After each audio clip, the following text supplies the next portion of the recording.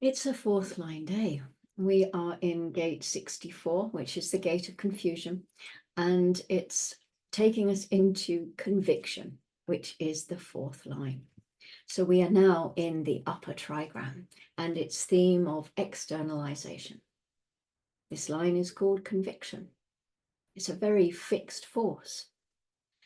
Conviction is defined by the Merriam-Webster online dictionary as a strong persuasion or belief. And this is a very abstract term because the voice of the 56, which is at the end of this stream, it says, I believe. A strong conviction can be very influential. Our fourth lines can be very influential indeed. The exaltation says, symbolized by its phases, the moon is assured of transition, convinced by its very process that it will triumph. The assuredness that confusion is a process that results in realization. No, it's absolutely convinced of this. And its very process is, well, its collective gift of being able to make friends with the other side. It's very secure in that way. It's the friendship that brings the hope, in a way, the hope that things can start to make sense for it. This is a very abstract process. And the fact that it's related to the movement of the moon, it sort of indicates that it will take time to make the right kinds of friends. It has to go through its phases. It has to go through its cycles. It's also very cyclical energetically by nature. But the friendship is there. And the moment that the fourth line begins to externalize its need to have sense made out of its inspiration, it will constantly be talking about what it's going through, what its mind is processing, what images are coming in, bouncing it off their friends, hoping to find sense in all of that. If you bounce it off the wrong friend, it has quite an impact. And remember, the fourth line can bring kindness, but it can also bring meanness. Every person with the 64th gate will always get the 47. They will. Eventually, they will get it from the transit, or they will get it from people who come into their aura. Because the fourth line is fixed in being there in that process of confusion, it also recognizes that regularly the confusion always seems to reach some point of realization. These are people who start off very confused in something and then go through a process where that confusion, it just slowly dissipates. Suddenly the 47 is there. And then the opportunity for realization comes. In the detriment, where force and energy alone cannot overcome doubt, where the confusion is so energized, assuredness brings no relief. So the detriment is telling us that no matter how many times the 64-4 gets to realize its way out of confusion, when the confusion starts again in the next cycle, they are still doubtful that they will ever get to the point of realization again. So the exalted learns to say, okay, ultimately I will realize.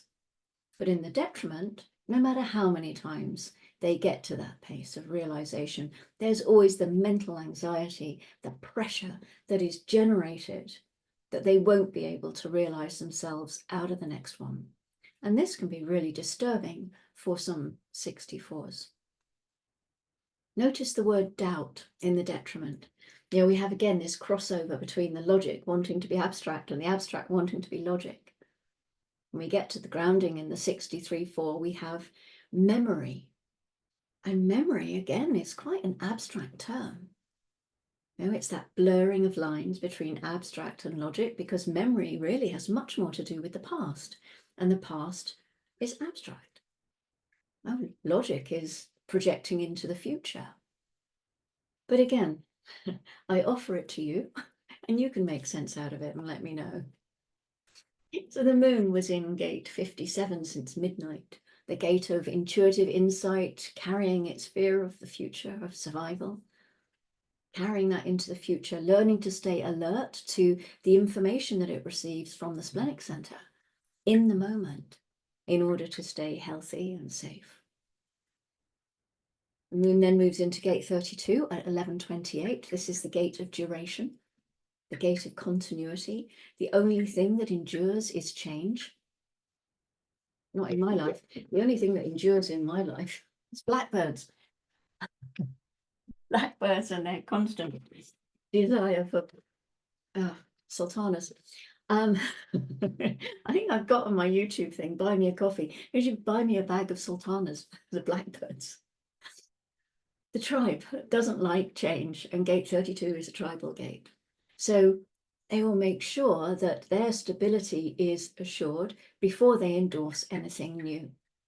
They recognize that there is always a process of consistent change and transformation. That's a given, but they're not going to be too hasty. They're not going to risk their material stability by jumping on any bandwagons that are running past. This is a powerful drive within the tribe, and the moon brings a little bit of extra focus on that today. And then we move into gate 50 at 22:56. And this is the gate of values. So here we find the value of historical continuity, whose traditional values serve and enrich the present and the future. Another tribal gate. And again, we have mention of continuity, because it's so important to the tribe. So part of the focus here in gate 50 is on recognizing outmoded laws or values, detecting any corruption which may compromise the community's integrity, and also preserving the values and structures that do support the community. No wonder there can be a fear of responsibility in this gate. Just reading about it, I'm thinking, oh God, thank God I don't have that one. So, yeah, enjoy this confusing time. Enjoy these transits. I get messages from you saying how much you do enjoy them and how much you value them, and I hugely appreciate this. Thank you. It's work that I was initiated into. It's work that I have a lot of energy for, it seems. And yeah, I love doing these transits. So thank you very much for your continued support. I'm halfway through my experiment of whether or not I'll be doing these for the whole year. Yeah, interesting to see it unfold. But yes, thank you again for your support. And as always, go gently, love yourselves, and I will see you for the line 5 tomorrow. Okay, bye-bye.